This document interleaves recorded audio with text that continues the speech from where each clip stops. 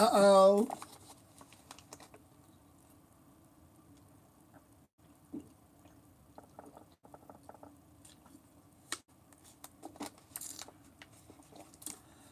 You just started packing a bowl. Uh-oh. I just re-upped. A nice little ounce. A nice little ounce, honey. Cause the bitch need a smoke. Ugh. Hey, baby. That ain't enough for a blunt. How's everybody feeling on Tuesday? Ma'am.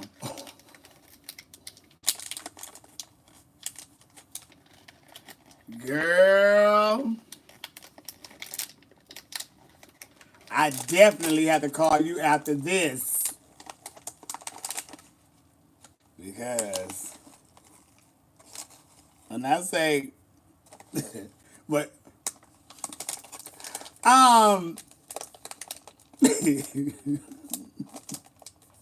you know what, man? It's not that people have been acting up now. To me, they have been acting up, and I'm just at the point where I don't need to be bothered. I really fucking don't. Because they're getting overlooked and all of that is, I'm just over it. I swear I'm just over it. And I'll back, I would quit some shit in a minute, and because it's all about my peace and my happiness. And no one and no job and no show or no show director or no show host is going to make me feel like, bitch, I'm not worthy or I'm not worth it. And I'm tired of holding myself back and just, bite my tongue and just be like, okay, be thankful. I'm very thankful. But I'd rather be thankful knowing who I am and what I deserve than anybody fucking else. And fuck that.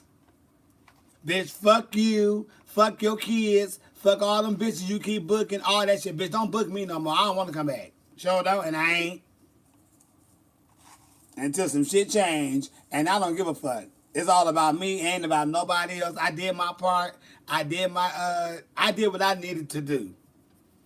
And I'm not gonna feel like I'm getting looked over and I ain't worthy of no other shit when you booking the same old bitches that got holes in their fucking costumes that do the same numbers every motherfucking week. Now I hate to let the girls have it that do it, but it's the principle of the fact. And I'm over it. Fuck them. And feed them raw fish. The one that's been sitting out for 4 weeks. Feed them that fish. Because most of them smell like that anyway. So, I'm good. I'd rather moonwalk away and be happy. I'm good, baby. Bitch, listen.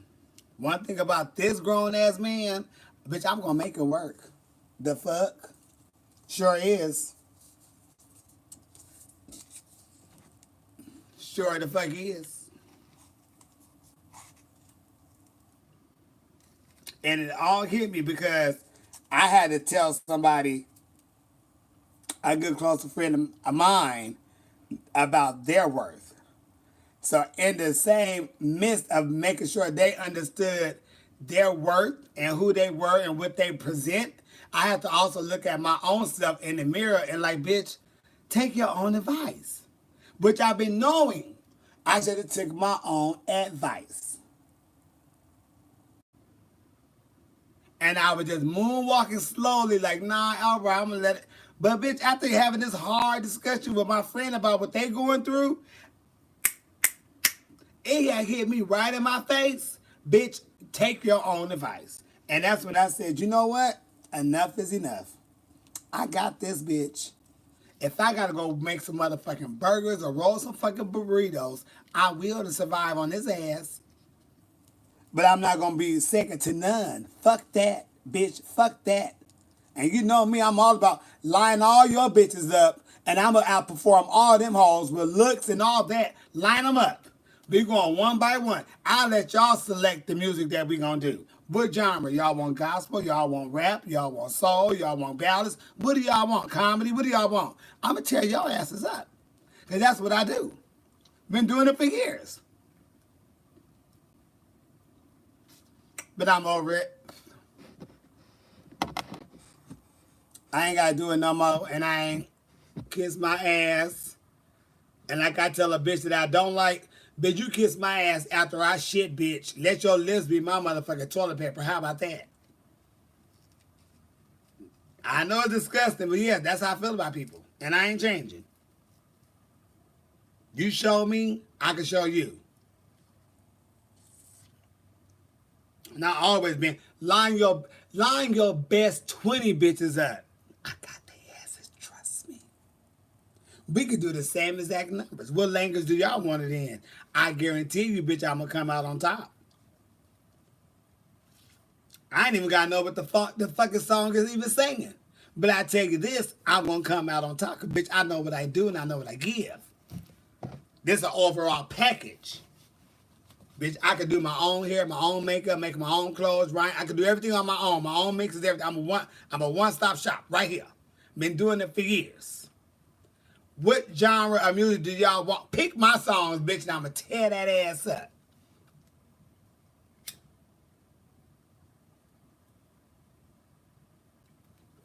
Since I have been performing in this game, a drag, for 30-something years, the only people that I have ever seen receive a standing ovation doing a drag performance where a bitch is lip syncing is myself and Dolly Levi. We are the only two people that I have ever seen that received a standing ovation from any number they have done. Period. If you got one, I wasn't there because I didn't see it, so I can't say you didn't get one. But I'm just saying, the only two performers I ever seen receive a standing ovation out of the 30 years plus that I've been in the business, Dolly Levi, Jasmine Masters. Now, you could have got one around the world. I don't know. I wasn't there. But I know where it counts and where we were at. We were the only two that received that. Line your girls up. They never got that, baby.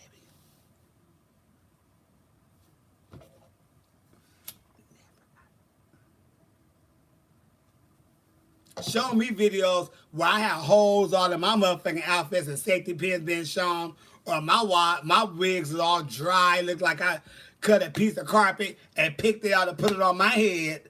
Show me them videos. Never.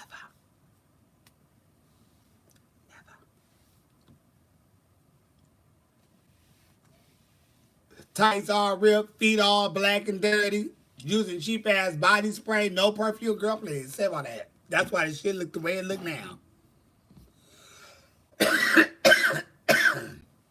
No running, and I'm tired of it. I'm over it. I'm so over it. And I had to, it hit me so hard, y'all, because I was going so hard for my friend about their work and this and that and that and this. And then it just hit me. Well, you dumb bitch. It's time for you to take your own advice. And I've been knowing I should have took this advice, and I have spoken up on the situation and said things about the situation. And then it's like, okay, but after the, baby, please, fuck you, bitch. Fuck you and your shit, because I don't need it. Promise you I don't. Bitch.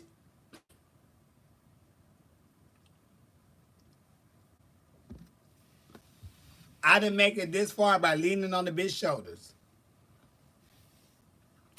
Tomorrow is Wednesday. No, I don't work in WeHo tomorrow. But I am doing my final soul night tomorrow night in Long Beach at Hamburger Mary's. This is the final show. And then it's over. Unless somebody else take up the night. But tomorrow is my last night. So if you're in the Long Beach area, come see us. And, you know, Feliz Navidad, Ocho Cinco, Parlez-vous Francais. Because tomorrow night in Long Beach for Soul Night is the last Soul Night that I'm going to be in or whatever. It's a wrap. It's done. Ain't going to be no more. So ain't. I won't be there.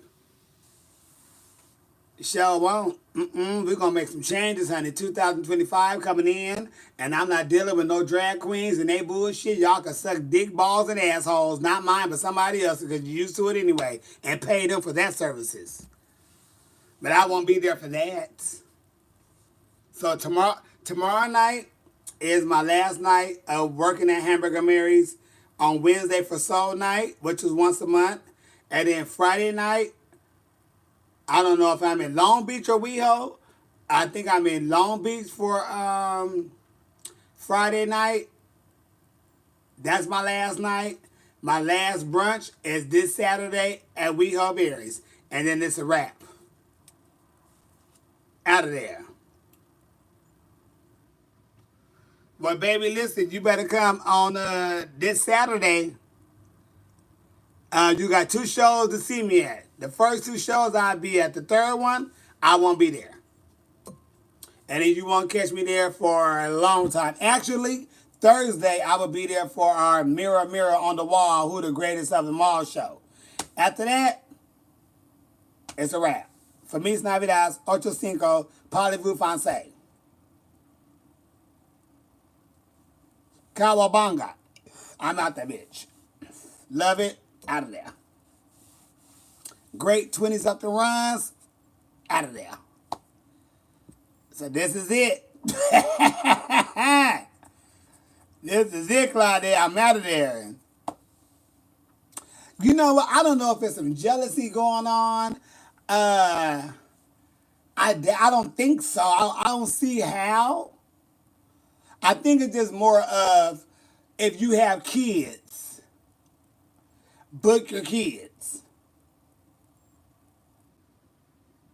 You know, book your kids. And book this. It's like, that's why this shit is failing now. And I don't give a fuck who got a feelings about it at this point. Kiss my ass, bitch. You know, I'm just over it. I'm over it. I've been there too long. I've been there longer than most bitches who have been there. And I'm like, if I got to sit here and play the guessing game, and the bitch ain't got to, but you hear, and everybody else, they hear every week. But that bitch, I ain't got time for that.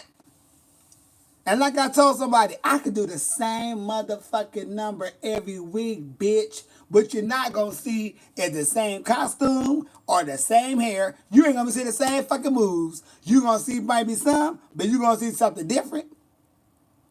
But you ain't going to never say a bitch looked dirty on stage. You seen holes in the costume. The wigs are dry. The wig was a movie. You ain't going to never say that out of me. You ain't going to ever say that out of me. Hell, I was doing the damn Beyonce mix for a long time. One of the damn workers didn't even know that the song had other songs in there. You know why? Because when I'm performing, the people are screaming so fucking loud, they can't even hear the half of the minute of the song that's in the damn mix I'm doing. Because the people screaming and hollering. So when I do it, they're like, I didn't even know that song was in the mix. That was in the mix. They don't hear it. Why? Because the people are screaming, they're hollering, they're entertained. Not off the same old bullshit. And you look dry and dirty, holes everywhere, safety pins showing, feet dirty. Come on. Come on. Holes all in your stockings, your fishnets. Come on. And I'm just over it. I'm over it. I'm so over it. And it's not towards one performer because I like them all. They do what they do. We cool. We didn't ever have no drama or nothing. It's just the overall picture of the whole overall.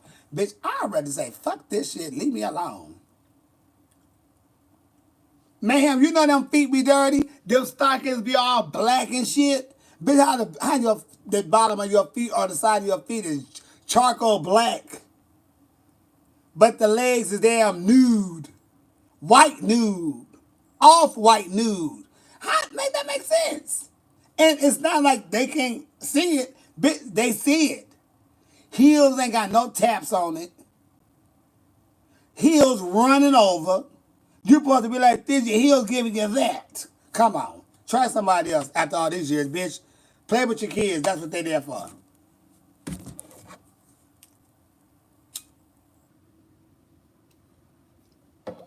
Play with them. Don't play with me no more. Leave me alone. I'm good. It ain't even that serious, baby. Nephew, husband, I miss you. I was there on Wednesday looking for you, but your ass wasn't there. And some old freak was trying to talk to me. Bitch, I'm in drag. That turned me off. But I got that free drink though. Sure did. Stood right there while she poured it out that can. Talked to him for 2 minutes and I walked on off. Baby, I gotta get ready for the show. Can I see you afterwards? Give me a drink. I went out the back door once I was done. I'm not talking to you, bitch. I got a wig on. For one, I got a wig on. Two, I'm in drag. Three, I don't feel in that type of way or talking to guys when I'm in that shit. And four, you ain't my type. I don't know what happened in your lifetime where two of your teeth on the side is gone, but you never decided to get those fixed. That's a turn off to me. So I know I'm not your type. I did my number, and when I tell you the way I got to that back door and got my clothes, and I walked out the back door and hit that alley and got in my car and pulled off, you won't be talking to me, Jim. He's like, okay. He was like, where you want me to meet you? I said, meet me at the same bartender. That's my homegirl. Don't know the girl for nothing in the world. That's my homegirl. Just have her give me another drink and tell her to hold it till I get back. He said, okay, I'm going to have that for you, Ma. I'm going to have it for you, Ma. Why the fuck you calling me Ma? Calling me Ma don't do nothing for me? Turn off. I'm not your motherfucking Ma. Bruh, that turns me off. I hate guys talking to me in drag. It's not a turn on to me. And he really thought he was smooth like I was just some old young, dumb bitch. Baby. Child, please. I did that number and moonwalked in that back, grabbed my bags, and I said, bye, y'all got my check. And hit that back door, hit that alley, jumped right in my shit, and went to my cousin's house, got a drag, took a shower, and went to sleep. Ain't nothing going on over here, baby, with a wig on. That is not a turn on to me. I ain't never needed a wig to get a man to bust a nut. Never. And I doubt if I ever will. The fuck?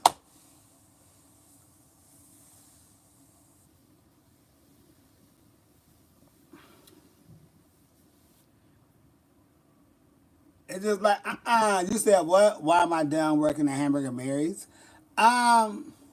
Sometimes it's best, sweetheart, that you had to end some things. Isn't it a shame?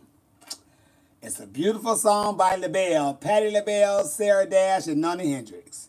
It was the very last song they had recorded together in the studio before they had separated to go their separate ways. Isn't it a shame that some things that have to end? And it has to end until some things get changed. Until that, I won't be moonwalking. I won't be moonwalking there no more. Hamburger Mary's wasn't the only place I worked, sweetheart. Never, never, never. There was weeks that I haven't even worked at a Mary's, and bitch, I still work throughout the week. We have a lot of shows around the city. There's a lot of states and a lot of cities that I could book myself in. I'm not even worried about that. And if I need to get me a damn day job, I'm not too shy to get a day job. Not at all. Not at all. Because overall, I gotta support my own black ass. And I run this. So I want to always make sure I'm taken care of. Trust me, I'm not too shy to say, I need to fill out an application and get hired somewhere. I ain't ashamed of that. Sure, now you can walk into CVS and see me right there cashing your ass out. Bitch, I got me a job. I don't give two damn fucks about it. I just don't want to get devalued and all that no more. I know my value. I know who I am. I know what I present. I know what I give. And if people don't see it, okay, but girl, if you see it, you don't want to see it, you want to moonwalk over, add this, add that, do that. Baby, do all that. You can have that. Go on and have that. So hey, You know, I live a stress-free life. I have no drama. I have no enemies. I have none of that shit in my life. And overall, bitch ain't happy. So what the fuck you stand there for? It's all right. Yeah. I'll be all right, trust me. Not bothered at all. So you won't be seeing me at Mary's, WeHo, Long Beach after this week. You won't be seeing me at Mickey's no more. You won't be seeing me nowhere. Not in them places. Anywhere else you may pop up and see me. But I won't be going there anymore.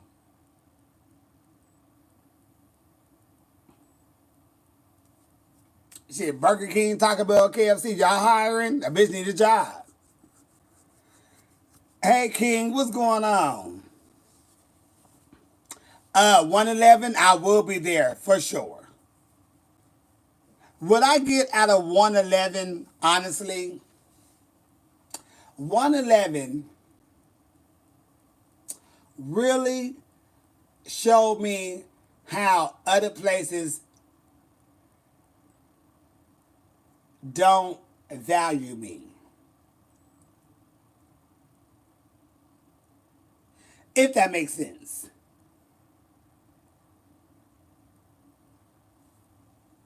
Like 111, like the love is crazy. The respect there is crazy. The seeing of you is crazy. Some place it makes you think when you have to deal with other people who's in charge of booking or whatever, how they may see you. Because like, well, bitch, I know we've been friends for a diaper age. But I ain't been at this bar that long. You know, maybe, what, 3 years now? But the way they show, the way it's shown and presented to you in there, you're like, damn. You almost feel like you out of body. Then you get to other people in other places, you're like, well, damn. What the fuck? And me being a person like, bitch, I don't give a fuck about none of that. Let me make my money and go home. That's how it's always been. I don't give a fuck about none of that other shit. Do they got my money? Let me perform, get my money, and go home. That's why out of the 30-something years I have been performing, out of all the clubs I have been in, I have never had a talk with the show hostess. I never had a talk with the club owner. I never been suspended. I never been fired. None of that. I have been at every place that I have been since I had started. Either they shut down or something like that, but I never was fired. I never was let go. I ain't never went through none of that. Out of all the bars I have performed at, out of 30, I'm going to say 33 years, I have never had a discussion with an owner about something I did, a show host, something I did. I never got a talking to by anybody who's above me when it comes to the show. Never. If I had to light somebody up, and which I did, it was about some other shit. It wasn't about what I did on the job. It was about some other shit that had nothing to do with me coming in late or me performing. It was on some other shit. And baby, hold that. Put that on mute, because I'm going to tell you what I feel and see my truth. But I never got talking to about nothing I did as far as showing up on time, the work, the numbers. I never had to talk to about none of that, but none of the show hosts or the show directors. Never. Never. Not a one.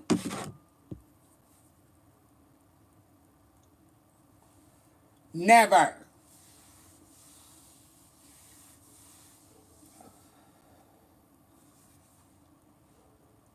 And I'm just over it. So fuck it. Shit. You know what? I don't know. I think the next show I'm hosting in at 111 is next month. I know I got 111 down twice. Like on a Thursday and on a Saturday. But I can't remember what it is. I just put it down. Arturo Ricky Papi.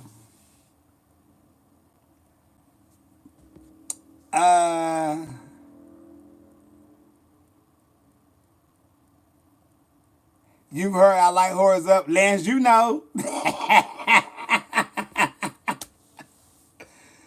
Lance, you know I will light a hoe up in a minute. If it's right for me to light them up. You're not going to bring it to me. And the thing of it is, if I did something wrong, and the person came to me and said I did something wrong, I know how to listen and hear them and say, you know what? I was wrong. I apologize. I have no problem with that. Never had a problem saying I'm sorry. Never had a problem apologizing about something, because if I was wrong, then I was wrong. But if I had to light your ass up on your own merit, baby, you had to take that. Now, many a times, I lit people up on their own merit. But I still had to come back and say I'm sorry, because I know I had tore their asses up so bad until they're going to have nightmares. They probably get in their car. They probably going to cry. They're going to stick in their head. And I know I said some shit that was fucking below, underneath the belt. Because once I go there, there's nothing on hold. I'm going to let everything out. So, on that. But, baby, what did you do? I've always been level-headed, right, Lance? See, my nephew husband, no. I'm always level-headed. Because I don't want nothing from nobody. It ain't a bitch living in this world that I can say, oh, I wish I had that. Not nothing in this world a person have that I wish I had. I don't wish I had shit a bitch had. Bitch, that's you. That's your life. I don't know how you doing it, how you got it, however you doing it, you do that. I got what I got because I'm still happy with myself. I always been that way. So I'm level-headed because I don't need a bitch for shit, but I don't give a fuck. Because what I do know is a lot of people who have a lot more than you, their asses ain't happy. You can have less than and you content and you happy. A lot of people that have a lot of people that have less, everybody's not happy with their life situation, whatever it is. Money don't buy happiness. Not if you're one of those people who feel like you need somebody around. I'm a person, I love people, but I love myself more than I love anybody else. So if I got to go hang out by myself and have fun, I know how to do that. I've been doing that for years. And I like it that way because the bitch ain't in my business. The bitch ain't got no my business.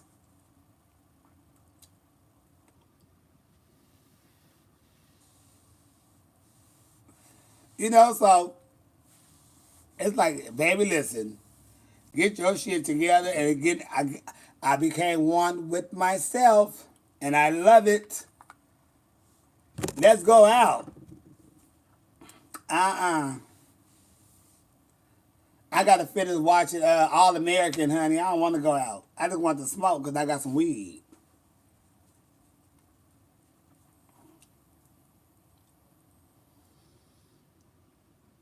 I'm really happy because I got some weed, yeah.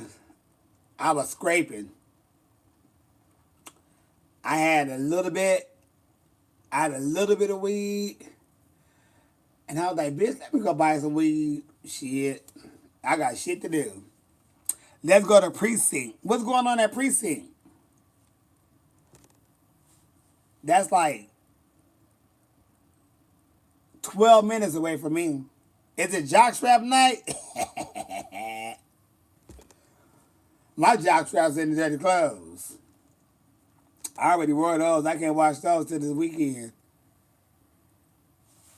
So I ain't got no jockstraps, and I ain't gonna go buy none either. And I sure ain't finna make none. I don't feel like doing all that.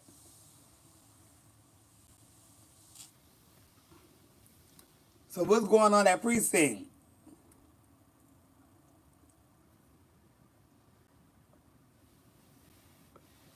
No, I don't want to go out tonight. I don't. I'm really comfortable in my bed. Um, yeah, I'm comfortable in my bed, baby. I swear I am. It's been so good to lay this ass down just with the sheets and cover. I ain't got to do shit tonight. I'm off tonight. I may get up or get off of here in Rhinestone some stuff that I want to finish working on. But other than that, I don't think I want to go out.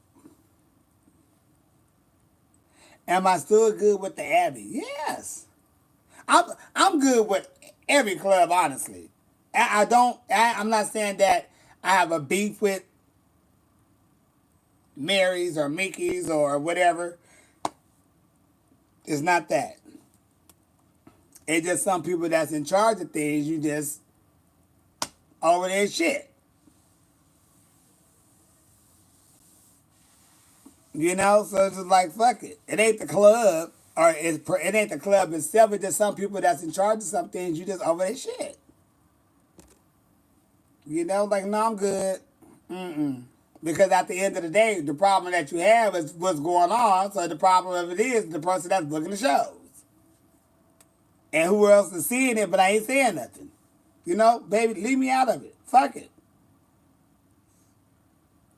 Y'all got it? That's what it give. That's what it give. That's what it give, and I see why. You only can book what you relate to.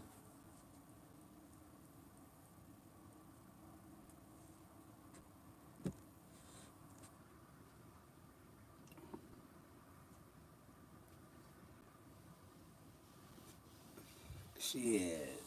Baby, please. I got more things to do. My nerves are bad. I got a lot of shit going on.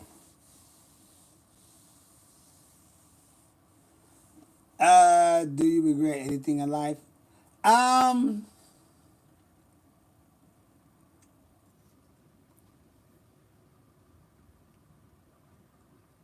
if I regret anything in life, it's that I didn't make it to go see my best friend before he died.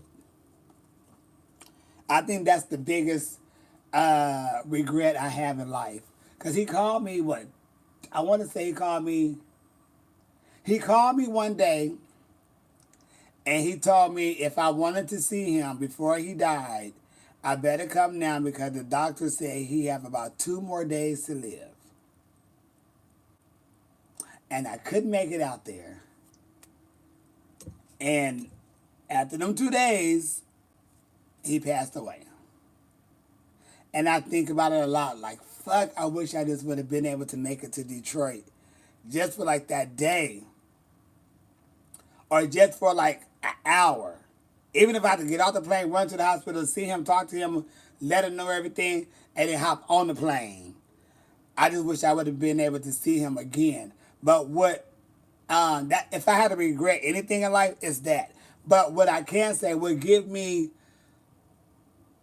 comfort and everything is that on the telephone we talked, and I was able to tell him everything about who and what and how he was to me in my life. So I really had a chance to express myself and tell him and thank him and tell him, you know, the love I have for him and everything. So at least I was able to tell him that, but I wish I was able to see him. So if there's anything I really regret, it's that I wasn't able to see my best friend pass away. Or to see him before he passed away. My cousin, who I came out with, who was also my best friend, I went to see him Wednesday before I went to the show in San Diego. And we talked for about an hour or so in there. And he was kind of like on his last leg or whatnot. He didn't show any type of movement or nothing until I walked in the room. And that's when he started moving and trying to utter little stuff. But I was able to get everything out with him and have him squeeze my hand and stuff like that. And then I went to work. I came back home, and then around noontime, my cousin called me and told me he passed away. So I was like, okay, at least I did get to see him. He was able to at least see me there, and I got all of that out with him. And then right after that, like maybe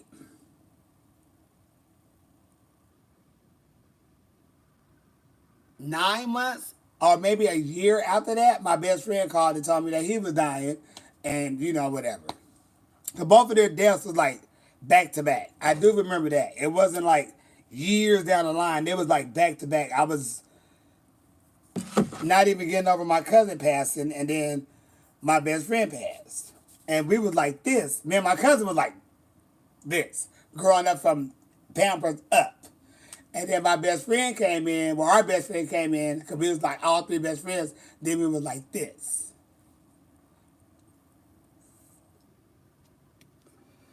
That's what happened, you know?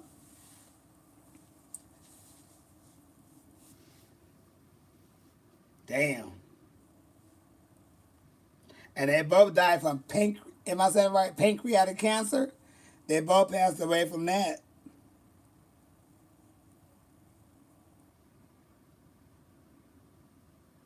Yep. I think my best friend was just at, I think he just made 45 or 46, because he was a few years older than us. And my cousin died, I think he was still like 33,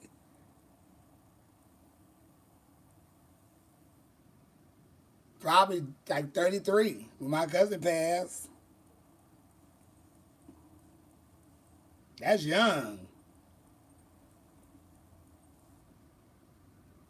That's real young, for real.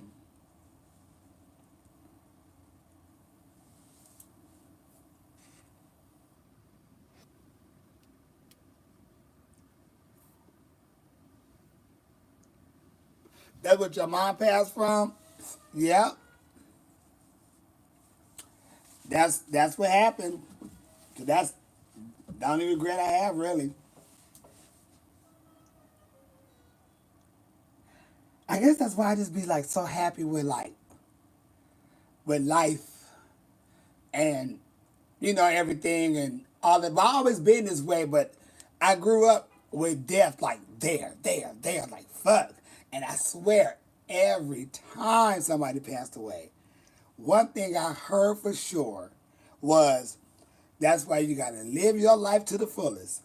Norona, I've been hearing that, y'all, since I was at least 4 years old. I would say maybe even five. I'll say about five. The first funeral I ever went to, the first death I ever been through, was my cousin got hit by a car. I think it was New Year's Eve or it was on my cousin's birthday. I can't remember which one it was, but she got hit by a car by the neighbor around the corner from the house at a neighborhood bar. That man was drunk. They was walking across the street. He turned the corner and hit her, and she died. And dragged her like 6 feet down or something.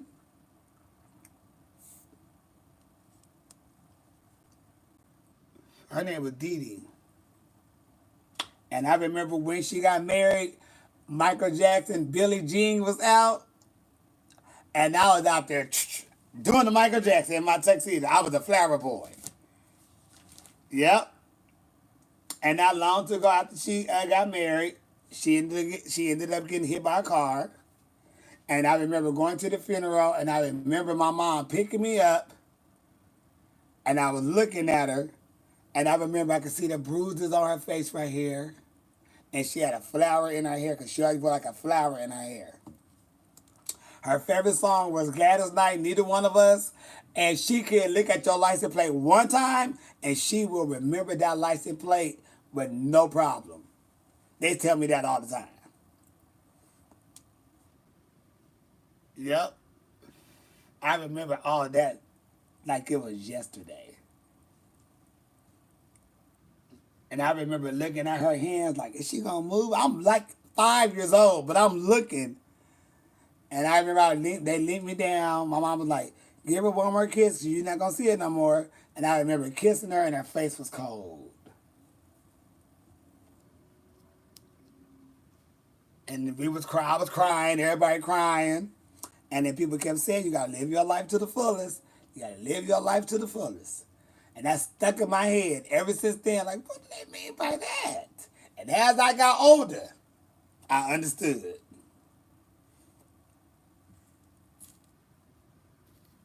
because the deaths was hitting, honey. They was coming through. Damn. Woo! No, Rona. And then, like, a girl I went to school with, she was a year under me, or she could have been 2 years, but she was under me. And her name was Holly. And her favorite song she used to sing was As We Lay by Shirley Murdoch when that first came out. And she used to sing that song and yada yada yada. And one day her and her parents went on, they was going driving like to like another little city, like maybe an hour or so away. And they got into an accident, and this is when it was okay for kids to sit in the back of the hunchback trucks. She was in the back of the truck, and they got into an accident, and she got flown like, I forgot how many feet it was, but she flew out of the back, landed in the trees, the bushes, or something. She was like maybe not even 9 years old. I don't think she was even that old. She's like, I'm gonna say no older than 9. And then she passed away. And then I think after that, I just my friends around, people I went to school with and stuff like that, and older people that I knew, everybody, it's like it was just going. But what I did discover, and I think I discovered this like in my early 20s, is it seemed like to me, when it's, I'm going to say 3 months before my birthday, somewhere in between the 3 months of my birthday and after my birthday to New Year's, somebody that I know is going to pass away. Or somebody that I'm very close to, somebody I just may know at the club, maybe went to school with, somebody that I know of is going to pass away. Because it always happened. And I would never forget, me and my friend was talking, and they was like, bitch, what you want to do for your birthday? I'm like, bitch, I don't know, I'm scared. Why you scared? That's because somebody always passes right before my birthday or right after. So I never could get the full birthday situation. Like the full-on celebration, because I'll be worried about something going to happen. That's in your head. That's in your head. You know what happened? A month before my birthday, one of our friends like, bitch, I told you. I told you. Then right in December, a friend of ours got shot and killed. Bitch, I told you. Bitch, I told you. Like, I don't know why.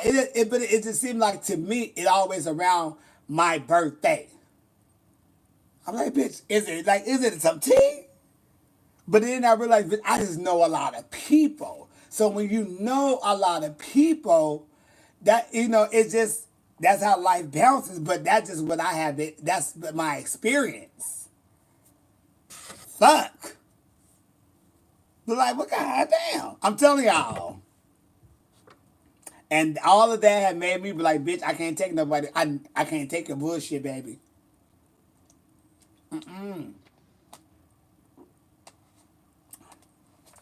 Oh, thank you. I love you and appreciate you too, boo.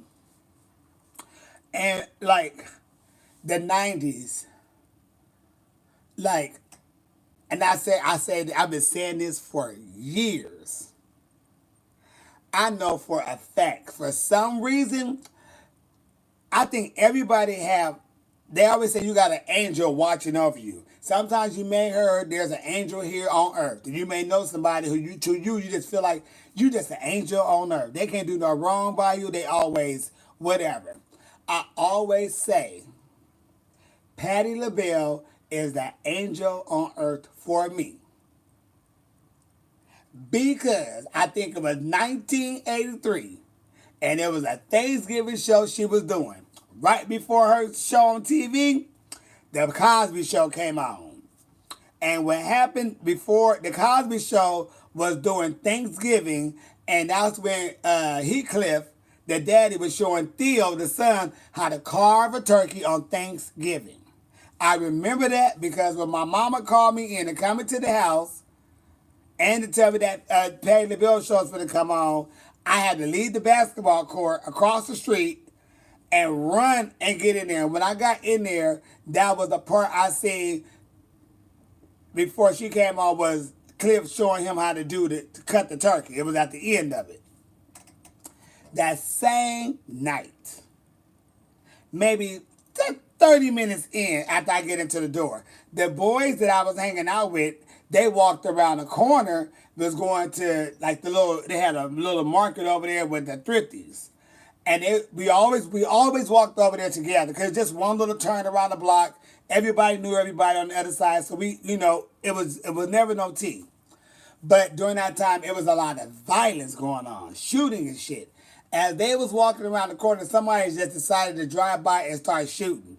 And I can't remember if the person, I think it was like 2 or 3 of them maybe I got shot. But I can't remember if one of them died or one of them was on really bad conditions. But if my mama didn't call me in, and if Patty wasn't gonna be on TV, because that's all she already knew. I didn't play it by her. And I'm just still 8, 9, 10, not even 10 probably. But I would have walked around the corner with them and went to the store, because we did that all the time. So it wasn't nothing new. And if my mom didn't call me in, if it wasn't that time for her being on TV, I probably would have walked my little badass around and knowing I should have been in the house because the street light was on, and then came back and then just went home. But nope, she called and told me to come in the house. Patty coming on, I go in there. Boom, that was one incident. Well, at least with that. Then one other time, maybe about a year later, something coming on TV. It could have been the Soul Train Awards or the Stellar Awards. It could have been something she was on TV doing. And I wanted to be there to press record and to stop. So I stayed in the house.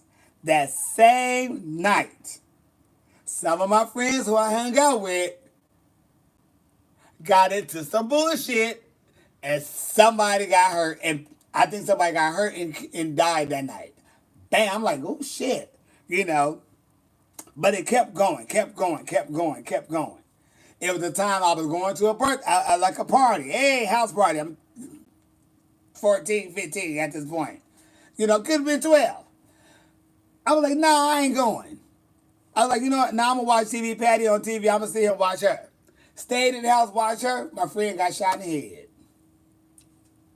And he stayed down at the bottom of the cul-de-sac. So we grew up together like, bitch, what? And all my friends are straight. The only gay person that I had in my life was my cousin because we grew up together. But all my other friends are straight. I had a girlfriend. All my friends are straight. It was just a lot. And them 90s, baby, them early 90s, 89 to 7? It was a mess. And I say a lot of times when she was on TV and I stayed in the house to watch Patti LaBelle on TV, something happened. They got into a fight. They got pulled over by the cops. It was always something dramatic that happened when I decided to stay my ass in the house and watch her on TV. Every time. And I said, bitch, every time this woman on TV, I ain't going nowhere. I'm not going nowhere. Because it seemed like every time she was on TV, it was either the weekend or something. We would go out and something always happened. Bitch, I'm not going nowhere. Something is telling me to keep my ass here. So thankful I listened. I'm telling y'all, no shit, no game, no fairy tale. This is true shit. And that's why I always feel like there's something, that's why I say it's something about her. I don't know what it is, but I've been drawn to her since I can remember. Like, my mom was like, yeah, we used to play Labelle music while I was pregnant. You was moving in my stomach then. But it always has been something about her. I don't know what it is. And I try to figure it out. Like, what is it about this woman that I just be like, I don't know. But that's what it is. Some people have that through other people. They meemaw pawpaws. I don't know.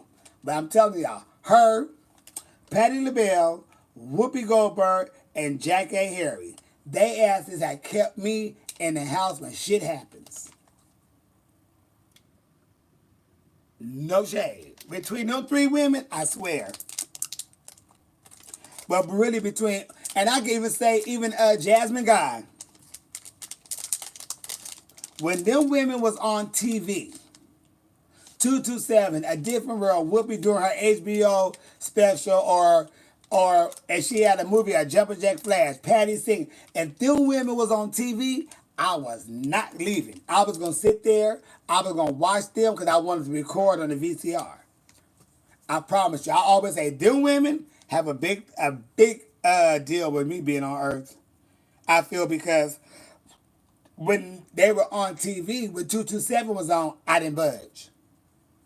A Different World was on, came right out there. I didn't budge. When Patty was on, I didn't budge. Whoopi was on, I didn't budge. But my friends, we went out, we hung out in different, in the neighborhoods. Something always happened.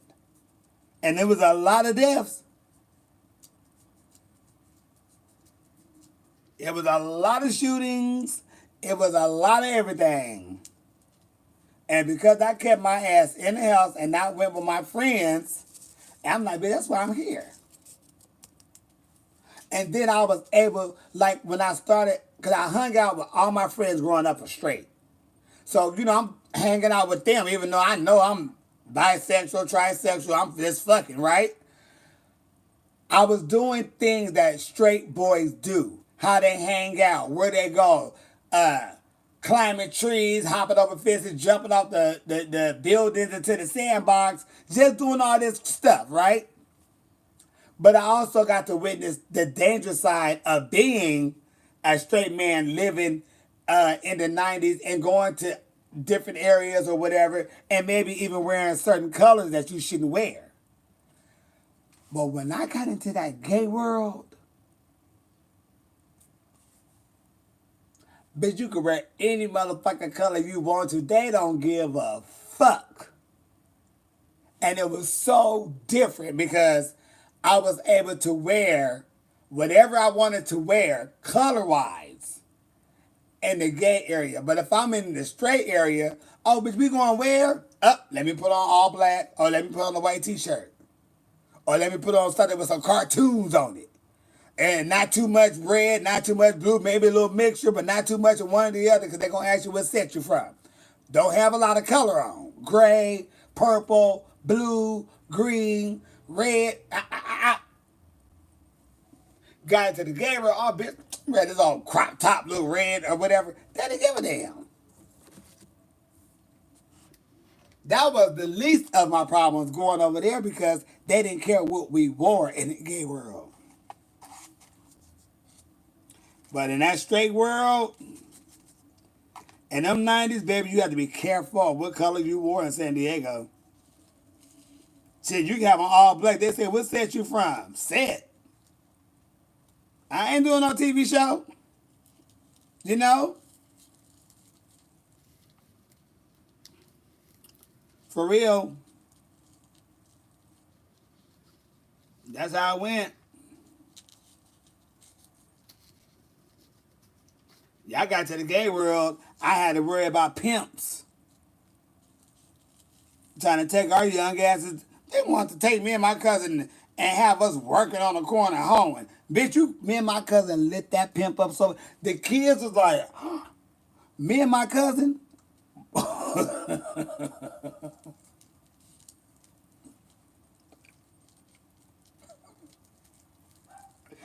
We didn't take no shit. We just never grew up taking shit.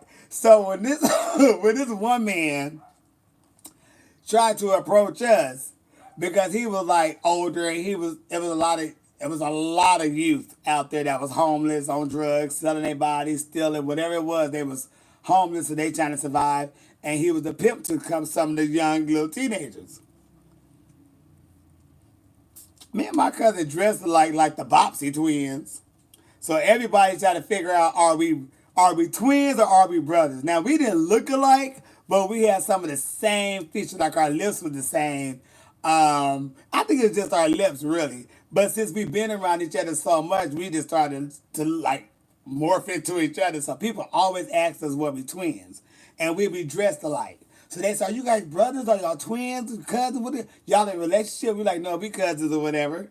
And that man seen us dressed alike.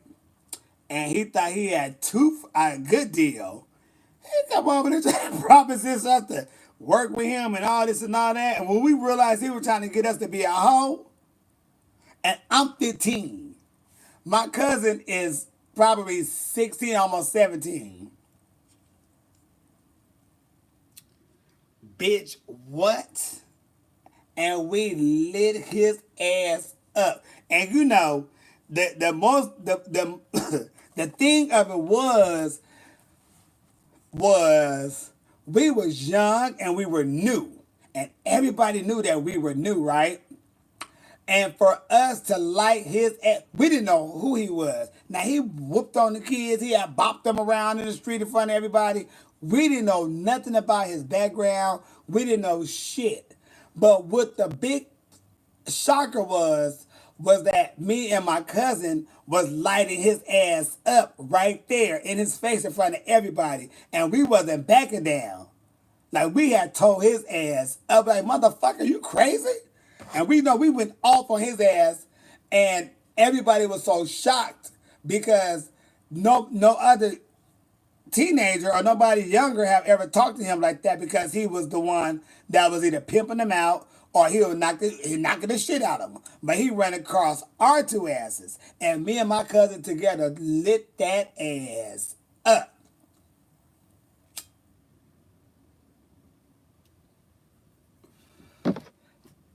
He backed off, said, I'm sorry. All this, and everybody was like, oh my God, nobody ever talked to him like that. We like, we don't play that shit. And that's when everybody realized, oh, them two, they ain't down with the get down. Baby, they gonna tear they'll cut your ass out. And we did. And that's how we ended. A lot of people, like a lot of the young people started coming towards us and, you know, vibing with us. And oh my God, and this and that. But he tried to get us to be a hoe. Bitch, I ain't selling shit. But like, how the fuck we gonna sell ourselves and give you our money? Who dumb like that? Shit, like, no, I ain't done, baby. We cussed this ass out. We was at the Peacock Alley. It's on University. We was outside that club, and it was a liquor store. And we cussed his ass out. Sure the fuck did. Motherfucker, you better get the fuck back. We not holding shit. And that man was shocked. I don't even know how old he was, but he was grown. He was older than us. And all the kids and shit was like, oh my gosh. Like, girl, yeah. Don't let nobody treat you like scummy. I sure hated it though. Gagged the shit out of him. They called him Gaggy. Because he was gagged. He couldn't say shit. Because we was both on that ass. And we was loud too. It was like, oh, these two ain't the ones. We sure not.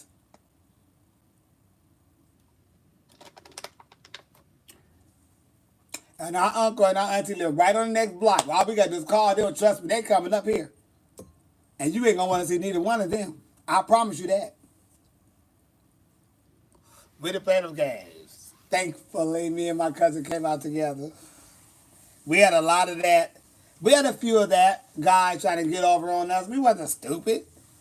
Hey, let me take you to Palm Springs for the weekend. Bitch, I go to Palm Springs all the time.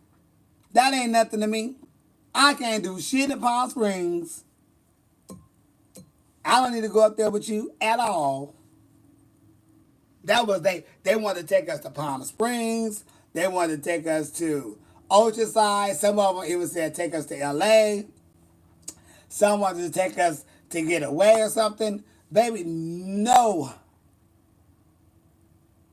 I am not going. No, you cannot have my beeper number. We have beeper numbers there.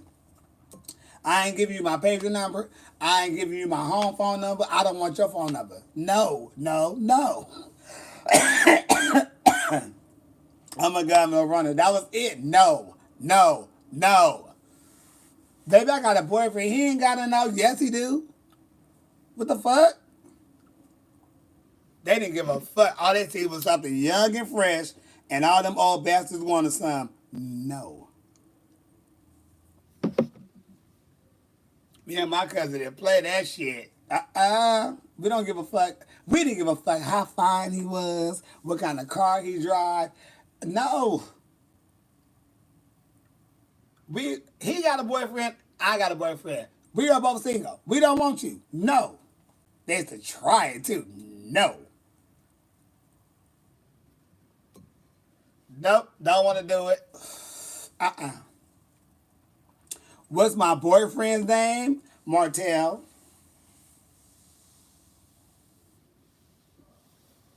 You know what? Uh-uh. Well, see, the thing of it was really, no matter what and who we met, when we came out, well, no, running. It's not even when we came out to our parents. We was brought up and told, um, y'all don't leave without each other. Now we was able to go to skating rings at night. We was able to go to school dances at night. We was able to go to house parties at nights. But the one thing, the playground in the daytime, we were always told, you don't leave without each other. If it's 2 of y'all, 3 of y'all, 4, 5, 20, all your asses better come back together unless all y'all getting your asses whooped. That's what we was told growing up.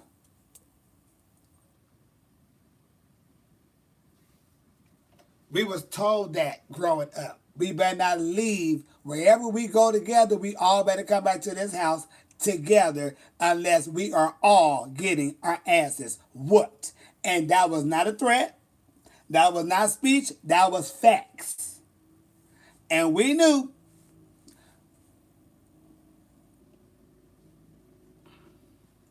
we got to go. All of us going together. Because if one of us leave and we gonna go back to the house together, we all getting our asses whooped. And that was not a threat. And that was not speech. That was on facts. And we all knew that. So when we came out to our parents, that really stuck on us. Like, y'all better not ever leave each other. Y'all better not ever let nobody give y'all no drinks. Y'all make your own drinks. Or don't let nobody bring you a drink. Don't sit your drink down. You give it to one another. Y'all better drink like. We was told that when we said yes, we gave. That talk was something else. But hey, it was the truth. And we was, don't you come home. If we was going to my house or my cousin's house, when we got in that door and somebody looked in that bedroom, we both better be there. Because if not, we get our asses whooped. Because I couldn't say, okay, you go home and I'm going home. No, ma'am. Y'all are coming home together. So figure it out. But y'all would never separate. Y'all going to the same house at the end of the night. So I couldn't, even though I wanted to go somewhere, yeah, babe, my cousin got to go. Oh, it was like that all the time. Sometimes we went, Y'all can hang out, I'll watch TV. We may hang out, you'll watch TV. But we wasn't going nowhere without each other. No, ma'am. Wouldn't get my ass whooped. Bitch, you got me fucked up.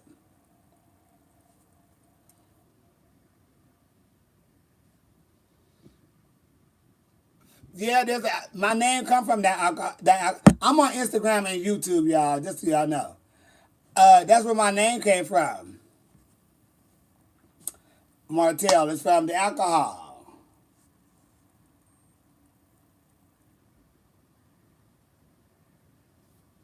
They don't have a Mary's in Atlanta, sweetheart. That's the best way to be raised. Hey, Joe. That's how I'm thankful for that too. I never forget the time we was at a party, after party, and these 3 guys are sitting at the bar, and they was having a discussion on the boys who was in this other corner, like 4 of them, had each 3 of the guys have fucked the 4 boys over here. and they were discussing how they had did them, where they took them out, and what happened. I walked in and heard that, and I looked at my cousin, bitch, we would not be talking to any one of those. They tried, Babe, I got a boyfriend.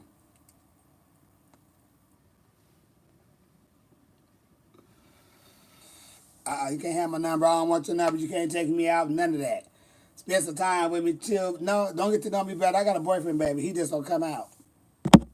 And for real, my boyfriend at the time, he really wasn't a big going out person. But, ooh, mm-mm.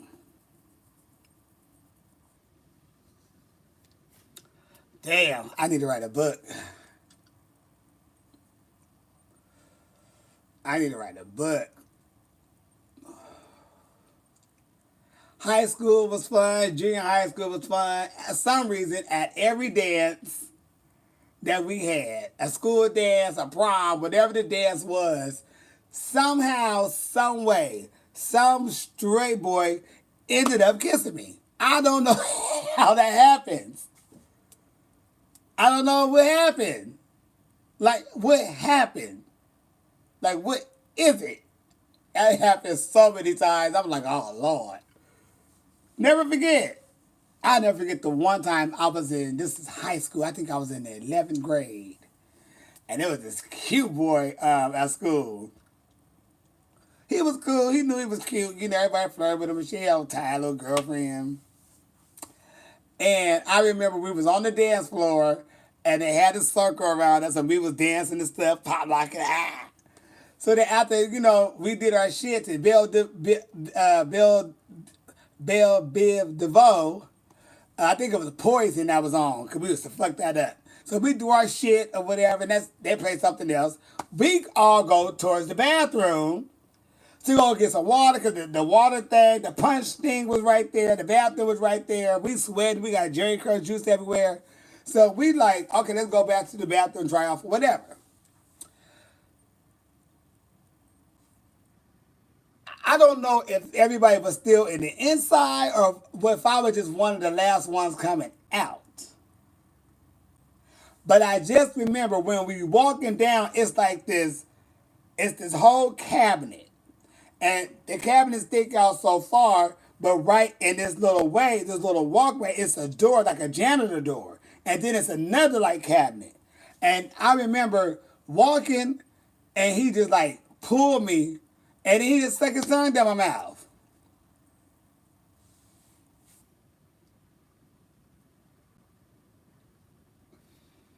And I just walked out, you know, walked out like it was nothing.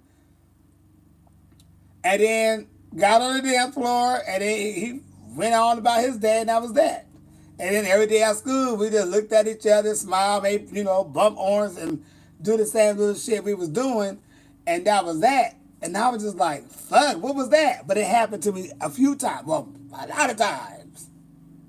Like, what the fuck?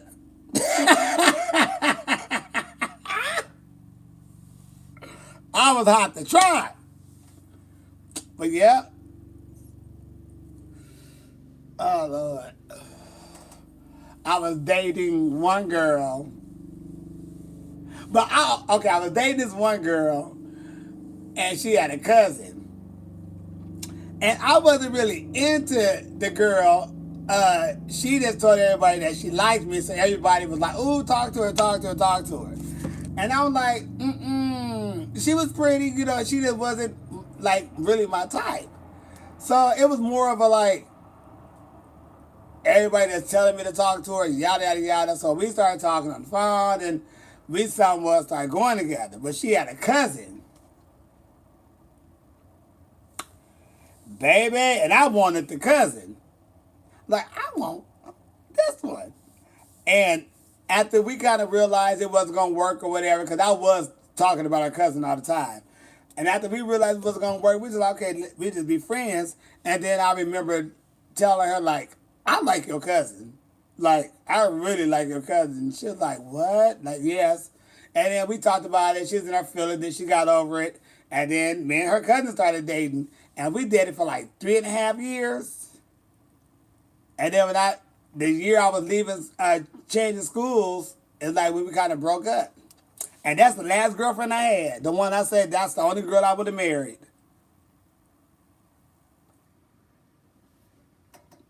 Yep. And even to this day, whenever I see her, she's still, I'm like, you still the most beautiful girl I ever seen. I would have married her.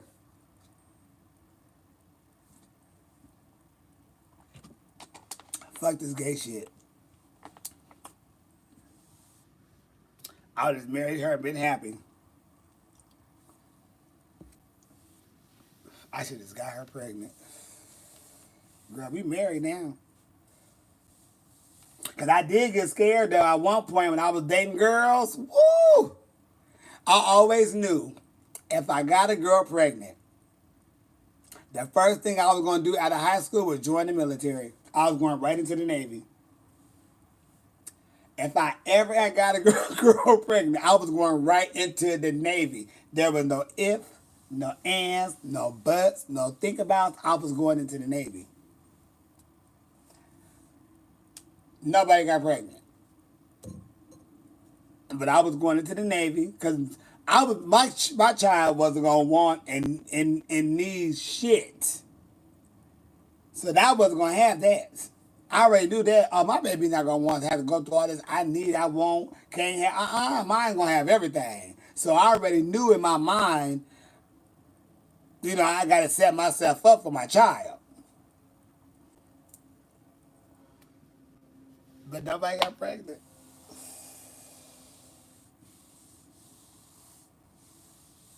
But I do remember when a girl that I was messing with got pregnant, she had an abortion. And her best friend dished me the tea in history class. We like, where she at? Like, she don't come to school or nothing. And then she like, y'all know she had an abortion. She had a what? So I called her right after school, and I told the girl, look, I ain't got time for no bullshit. I'm gonna ask you something flat out. Did you have an abortion? Who told you? Don't worry about it. Who told you? Was it mine? And she said, no, it wasn't. Are you sure? No, it wasn't. Okay.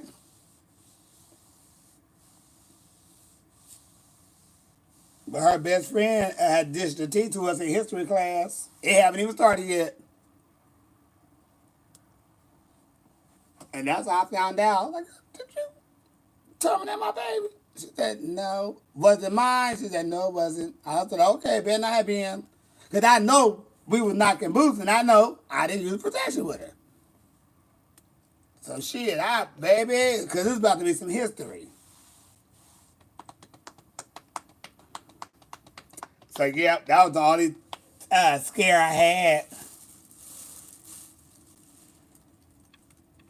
about having kids. After that, it was like, bitch, fuck that. Strap this shit on, you know.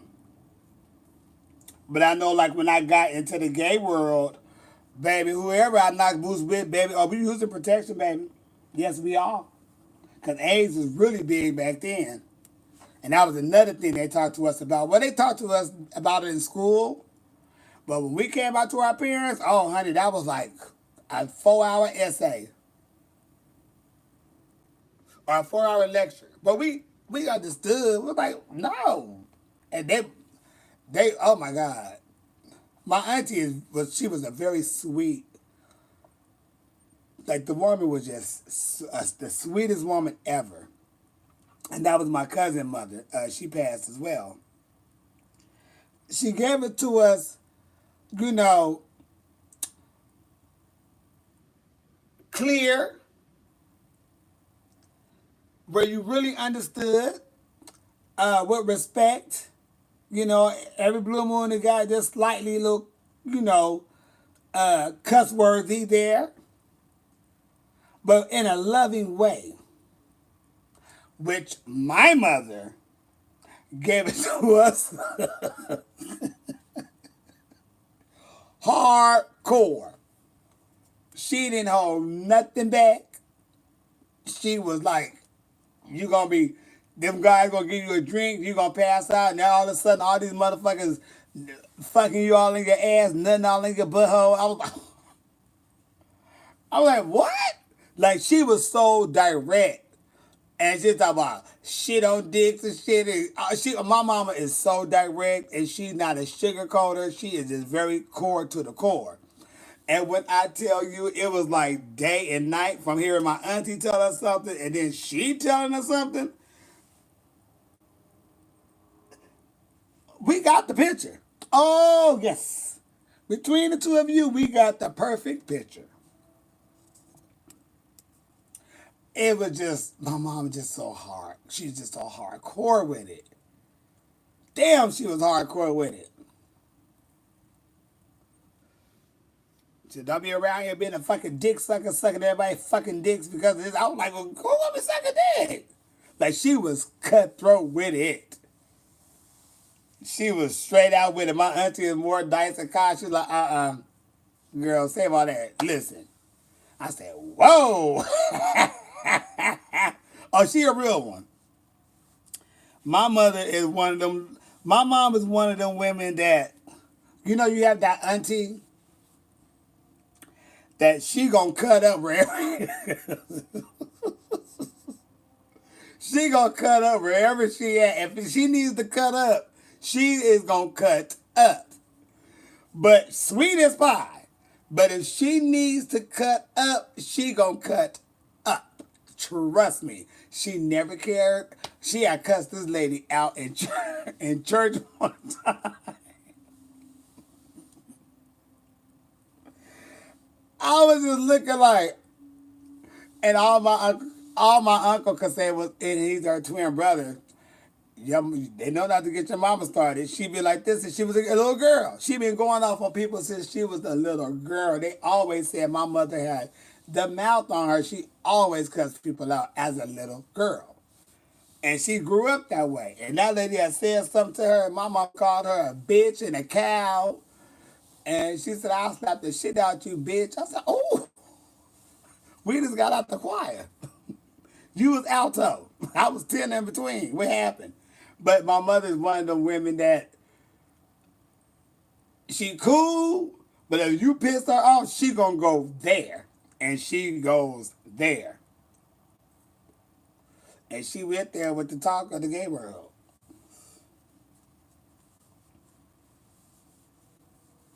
Don't y'all be around here being no motherfucking whores, letting everybody fuck you all in your ass. I was like, girl, what?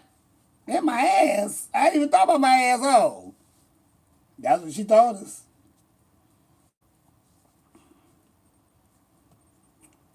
She showed it. She talked to us like we had like we was girls.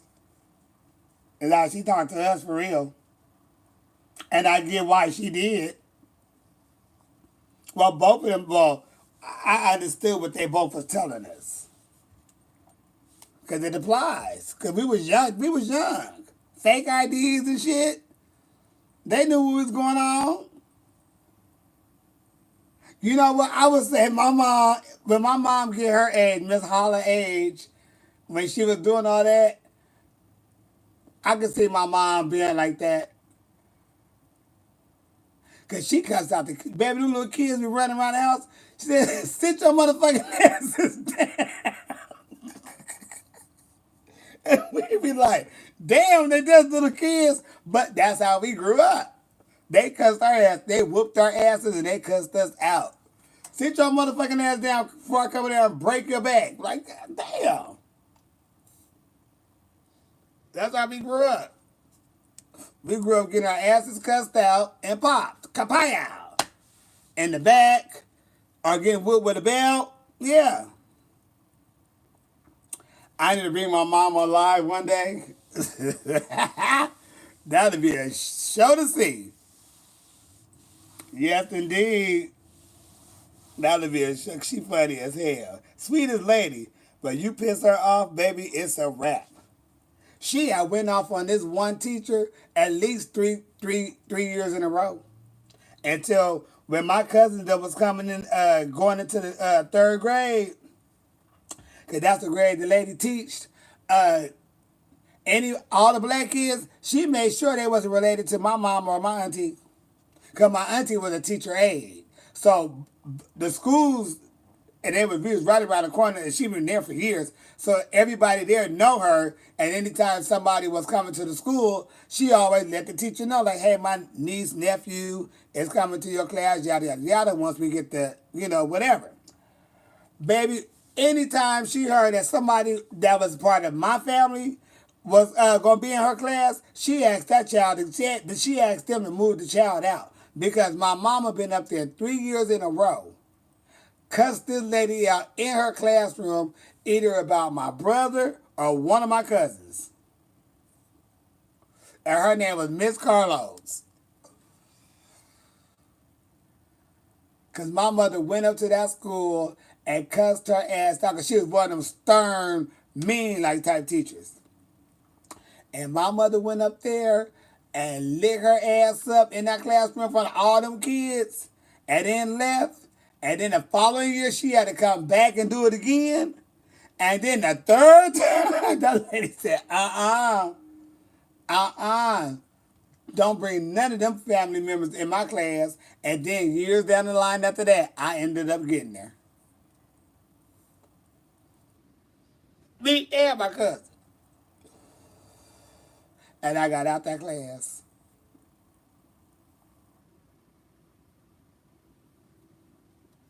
So did. Her name Miss Carla, a little mean, little short, little white woman.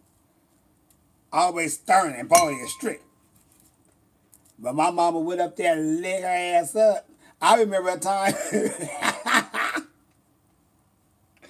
we was at the gas station, and down the street from the house, we was at the gas station, and my cousin, who I said that got killed like years ago, hit by a car, the lady that used to work at the gas station used to piss everybody off because she was just mean, straight up attitude. And I forgot what happened, but I just remember we pulled up to the gas station, my cousin went up to the thing, and all of a sudden my cousin hand was up in the thing and started she just started slapping the woman. So, and my mama go in the inside, but it was the doors you couldn't get there, but she just stuck her hand up there and started slapping the lady. Slap, slap, slap. And then they cussed her out or whatever. They got in the car, and my mom drove off, and we went to another store for something and went back to the house. And I just remember thinking,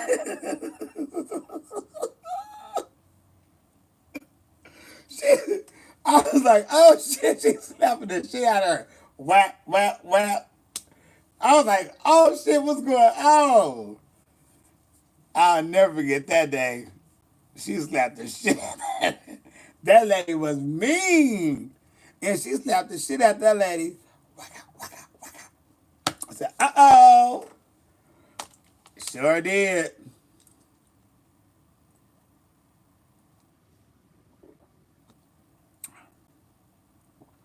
Yep.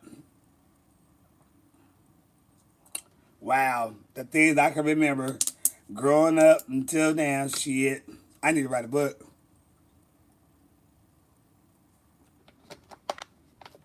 And everything tells a story, baby. And I'm gonna take my ass to shower.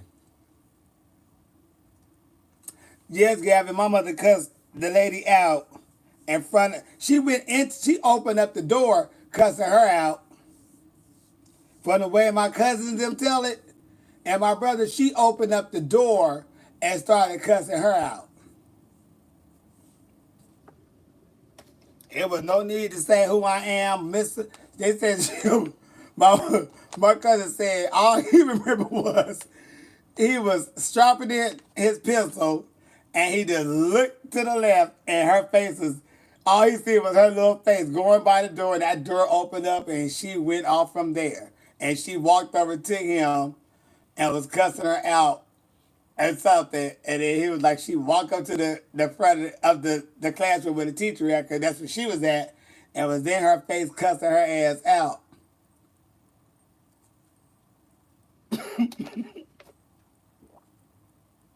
He was like, all I know was I was thinking, oh, fuck. Like, it's going to go down. And lo and behold, It went down, and I don't know why my mom had to cuss them out. I'm gonna ask her tomorrow and ask her, does she remember why? I'm gonna ask my cousin, why did my mom go out there and cuss that lady out? Because I know she had to call to the house and say something, but what was the reason?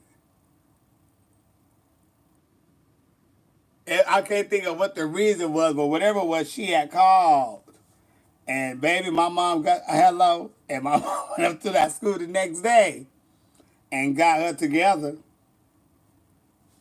Sure did. Lit her ass up in front of her classroom. I gotta get the tea. Why did you cuss that lady out so many times?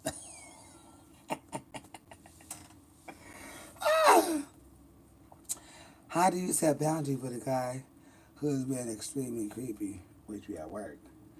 Um, do this. You have to tell them, listen, I don't want your ass touching me. Like, this shit gotta stop. Stop touching me. And you have to be stern with it. Like, you have to stop touching me. Whatever you doing or whatever they saying or however they being creepy, you have to let them know. You have to stop this bullshit. Because it's irritating you, you don't like it, you getting pissed, and you may have to go tell somebody else about it. But you have to tell the motherfucker to stop, period, and mean it. However you tell the motherfucker to stop, tell them to fucking stop.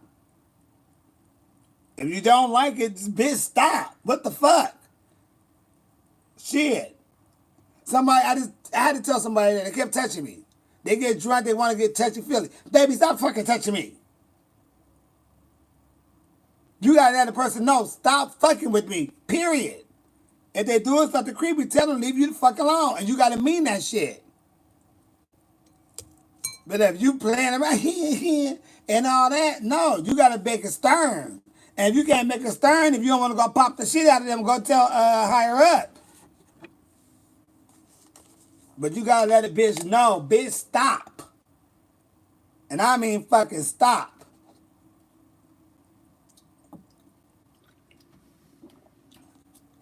See, you can't be afraid to tell a person, baby, to stop fucking with you. You have to tell that ass, bitch, stop. You better stop. You have to be stern with your nose. And some people don't know how to tell a person to stop. Bitch, what the fuck you scared to tell a person to stop for? Get your motherfucking hands off me, bitch. They get the message, but you gotta make sure you mean it. You can't be stop. No, bitch, stop, motherfucker. You gotta go there.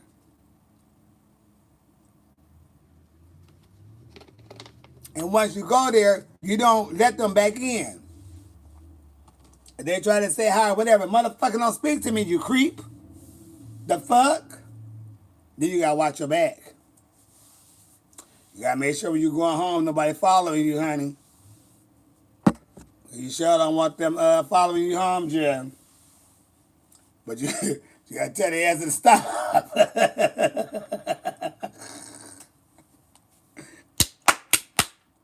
4 letters. STOP, bitch, stop. You gotta do that. But you gotta stand up for yourself and speak what you feel. Fucking creep.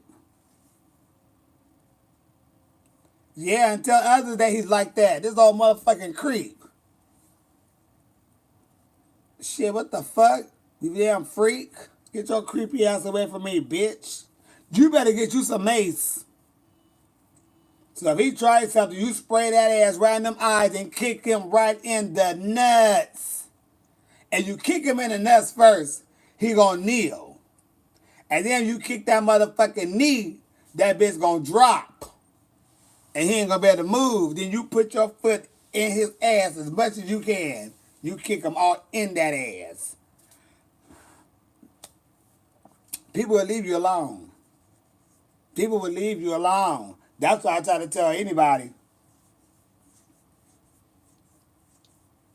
Bitch, you kick a man in his motherfucking nuts. And I mean, wear them bitches out. He gonna go down. And then you gotta know the key points to get his ass at.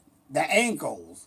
kick him all in his ass or just kick that bitch like it's a damn kickball. You gotta do all that. Yeah, 'cause he can hold them nuts. They gonna grab them nuts. Kick all that shit. Step on them fucking ankles. Kick them bitches. Yeah, kick the back of his motherfucking neck, but I don't give a damn. Kick his elbows. Kick his ass. That's just like, I run it like girls and stuff. I'm like, bitch, if a man try it, bitch, just remember, you ever hit him in them nuts, bitch, he going down. So your best bet is to be scared and focus on hitting them nuts. Because you hit a man in his nuts, he gon' pause. He ain't gonna just run it direct because you get him good, them nuts, baby, them nuts gonna sit him down. And when you get them nuts, you better start tearing that ass up with something. You better do something, because them nuts gonna hold him down for a minute. I tell a lot of girls, like, women that and stuff, like, we be talking. I'm like, girl, you go on a date? Bitch, remember, you get him in the nuts, bitch, he gonna be down. After that, hey, it's either you or him, but bitch, you get them nuts, he out of there. He is out of there. I don't know how to describe to women what it feel like when our nuts get hit. I just say, just think of, I don't even want to say it's like your monthly pain. I'm gonna say I almost feel like it's like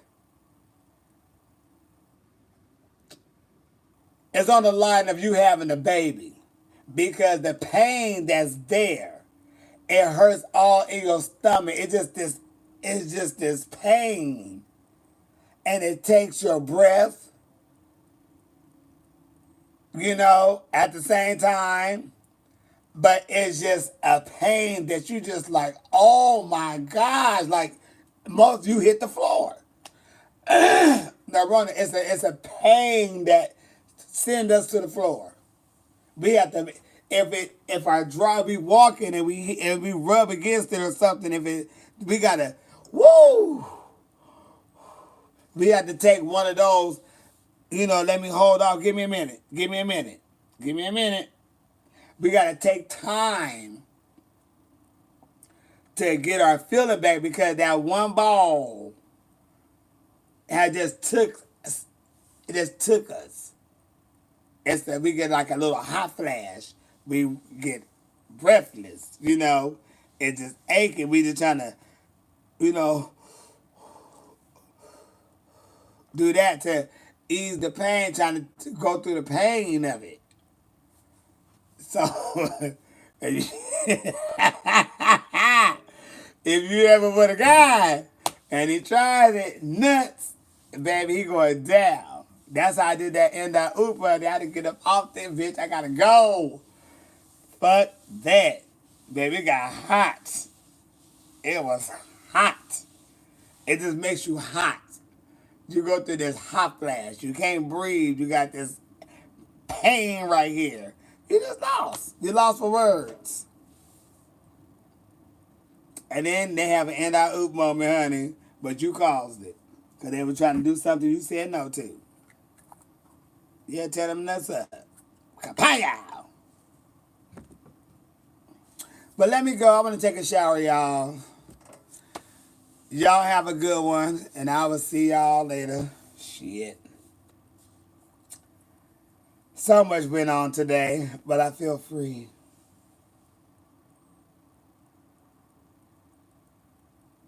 And that's the main thing. All right, good night.